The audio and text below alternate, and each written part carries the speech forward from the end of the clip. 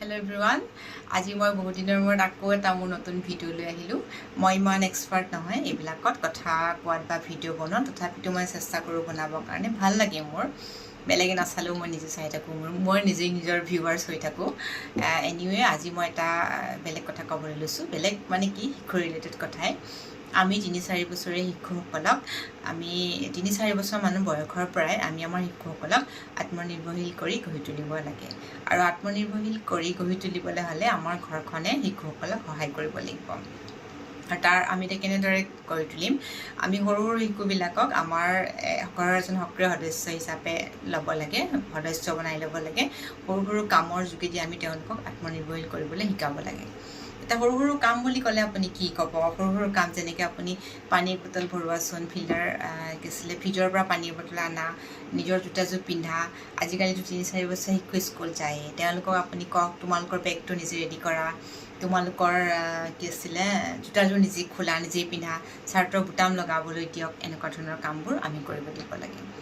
আৰু আমি চিঞৰিব নালাগে শিশুক। যেতিয়া আমি কাম কৰিব দিছোঁ, পানী গিলাচ উলিয়াইছে পেলাইছে, তেতিয়া আমি চিঞৰিব নালাগে।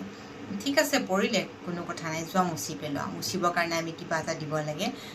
আমি যিডাল মাৰিলে আমি ঘৰ মুচোঁ, সেইডালেতো আৰু শিশুৱে মুচিব নোৱাৰে। সেইকাৰণে আপুনি পুৰণা কাপোৰ এখন দিয়ক, টি চাৰ্ট এটা দিয়ক, বা যিকোনো আপোনাৰ যিখন ব্যৱহাৰ নোহোৱা বস্তু এটা, এই কাপোৰ এখন তেনেকুৱাখনে দি জেগাটোকে মুচি পেলাব দিয়ক। শিশুটিয়ে ভালকৈ মুচিব নোৱাৰে, শিশুটি মুচাৰ পাছত আপুনি মুচক, কিন্তু তথাপিতো ফাৰ্ষ্ট টাইম আপুনি শিশুটিকে কৰিবলৈ দিয়ক।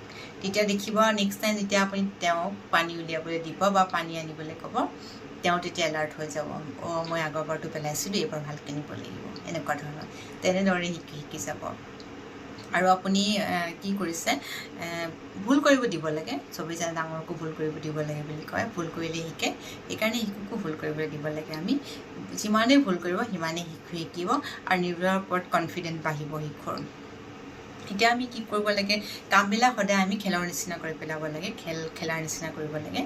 এতিয়া আপুনি ঘৰত ছানডে যেতিয়া উইকেণ্ড হয় আমি ঘৰ চফা কৰোঁ ন, তেতিয়া আপুনি আপোনাৰ শিশুটিকো আপুনি আপোনাৰ কামত ইনভলভ কৰক। যেনেদৰে আপুনি কৈছে যোৱা জাবৰটো আনাগে তুমি, ঘৰৰ ভিতৰত আমি যিবিলাক ড্ৰাই ডাষ্টবিন ৰাখোঁ, সেইবিলাকত আপুনি জাবৰখিনি পেলাবলৈ দিব পাৰে, বা ডাষ্টবিনটো মোৰ ওচৰলৈ লৈ আনাচোন বুলি ক'ব পাৰে। এনেকুৱা ধৰণৰ কামবোৰ দৌৰি যোৱা দেই, এটা 1 মিনিট আপুনি ছেট কৰিলে 1 2 3 go, এনেকুৱা ধৰণৰ ক'ব পাৰে। শিশুটি মজা লাগিব, ভাল পাব কৰি পানি। আৰু কেতিয়াবা আপুনি ৱাৰ্ডৰোবৰ আলমাৰী কাপোৰ চাপোৰ আপুনি জাপিবলৈ লৈছে, বাহিৰৰ চব কাপোৰবিলাক ওলাই দিছে, শিশুটিক ক'ব যে তোমাৰ কাপোৰখিনি তুমি জাপা, কোনে আগতে পাৰে চাওঁচোন। এনেকুৱা ধৰণৰবিলাকো কৰিব পাৰে। ঘৰৰ বুক চেল্ফ ঠিক কৰিব পাৰে, নিজৰ শিশুটিৰ য'ত কিতাপখিনি ৰাখে পঢ়ে সেইখিনি জেগাও ঠিক কৰিবলৈ ক'ব পাৰে। এনেকুৱা ধৰণৰ কথাবোৰ। আৰু আপুনি দেখিব যেতিয়া আপুনি এনেকুৱা ধৰণৰ কামবোৰ সৰুৰ পৰা শিশুসকলক কৰিবলৈ দিব, লাহে লাহে আপোনাৰ শিশুটি যিমানে ডাঙৰ হৈ গৈ থাকিব, সিমানে তেওঁলোকে কামবিলাকত পাৰ্গত হৈ গৈ থাকিব। আৰু এটা সময়ত তেওঁলোক এক্সপাৰ্ট হৈ যাব সেইবিলাক কামত। তেতিয়া আপুনি প্ৰাউড ফিল কৰি বেলেগত ক'ব, মোৰ শিশুটিয়ে মানে মোৰ ছোৱালীজনী বা মোৰ ল'ৰাটোৱে জানে, চব কামেই জানে, মইতো একো হেল্পেই কৰিব নালাগে, নিজৰ কাম নিজেই কৰি পেলাই। এইবিলাক আচলতে মই সৰুৰ পৰাই তাক শিকাইছোঁ বা তাক শিকাইছোঁ। তেতিয়া আপোনাৰ নিজৰো প্ৰাউড ফিল হয়, আৰু যাক কৈ আছে তেওঁ মানে ভাল পায়, হয় দেই তেখেতৰ শিশুটিয়ে ইমান পাৰে কামবিলাক কৰিব, তেওঁ মাকজনীয়ে শিকাইছে এইবিলাক, বা তেওঁৰ দেউতাকে শিকাইছে, এনেকুৱা ধৰণৰ কথাবোৰ। আৰু আত্মনিৰ্ভৰ হোৱাটো কিমান প্ৰয়োজনীয় আজিৰ যুগত সকলোৱে জানে, মই নক'লেও। সেইকাৰণে চেষ্টা কৰক শিশুসকলক সৰু সৰু কামৰ যোগেদি আত্মনিৰ্ভৰশীল কৰি গঢ়ি তুলিবৰ বাবে চেষ্টা কৰক। আৰু শিশুৱে ভুল কৰিবলৈ দিয়ক, কোনো কথা নাই। শিশুৱে ভুল কৰিলে চিঞৰ বাখৰ নকৰিব, লাহেকৈ কামখিনি ভাঙিছে কিবা এটা চফা কৰিবলৈ কওক।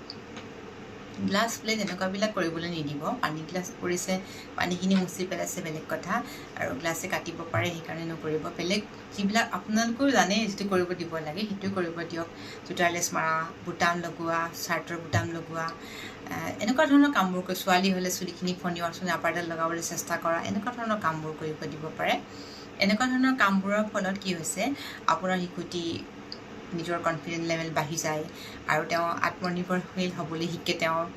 আৰু আপোনাৰ কি হৈছে, ক'ৰবাত যাব হ'লে আপুনি কেতিয়াবা ঠিক হৈ কয়, মোৰ ছোৱালীকেইজনীয়ে কয় আজি কি পিন্ধো আৰু কি কৰোঁ, তেতিয়া আপুনি কচোন নিজেই তুমি পিন্ধা, আজি নিজে চইচ কৰা কি হৈছে তোমাৰ, কি ভাল লাগে তোমাৰ আজি, সেইবিলাকো কৰিব দিব লাগে। তেতিয়া শিশুৱে ডিচিশ্যন ল'বলৈও শিকে তেওঁ। যেতিয়া নিজে এটা কাপোৰ পিন্ধিব তেওঁ চইচ কৰি তেওঁ ভাল লাগিছে আপুনি সেই সময়ত হয়তো বেয়া লাগিব পাৰে আপোনাৰ দেই তুমিতো কি পিন্ধিলা কিন্তু সেই সময়ত আপুনি নক'ব ঠিক আছে দিয়া ব'লা বুলি লৈ যাব তেতিয়া লাহে লাহে তেওঁ পিন্ধিবলৈ আৰম্ভ কৰিব নিজেই দেখিব আপুনি কোনোবাই যদি ক'ৰবাত লৈ গৈছে নহয় তাৰ যাৰ ঘৰত গৈছে বা যাৰ ওচৰত তেওঁ ক'ব পাৰে কি পিন্ধাই আনিছে বা কি পিন্ধিছে আপুনি তেতিয়া আগতে মানুহজনক বা মানুহগৰাকীক কওক যে নিজেই পিন্ধিছে নক'বা দেই আজি ক'বা তুমি বহুত ভাল লাগিছে দেই তোমাৰ ড্ৰেছটো এনেকুৱা ধৰণৰ তেতিয়া শিশুটি কি হয় নেক্সট টাইম আকৌ পিন্ধিবলৈ চেষ্টা কৰে ভাল মানে নিজেই ডিচিশ্যন ল'বলৈ শিকে তেওঁলোকে ইয়াতে চাওক আপুনি ডিচিশ্যন ল'বলৈ শিকিলে শিশুটিয়ে আপোনাৰ আত্মনিৰ্ভৰশীল হ'বলৈ শিকিলে তেওঁৰ কনফিডেঞ্চ লেভেল বাঢ়ি গ'ল তেওঁৰ 3-4টা কাম একেলগে হৈ গ'ল সেইকাৰণে সৰুৰ পৰা শিশুসকলক এনেকুৱা ধৰণৰ কামবোৰ কৰিবলৈ শিকাওক আৰু সক্ৰিয় সদস্য হিচাপে লওক টিভি চাই বহি আছে আপুনি গৈ খুৱাই নিদিব মোবাইল চাই বহি আছে আপুনি চামুচেদি গৈ খুৱাই নিদিব সেইবিলাকৰ পৰা বিৰত থাকক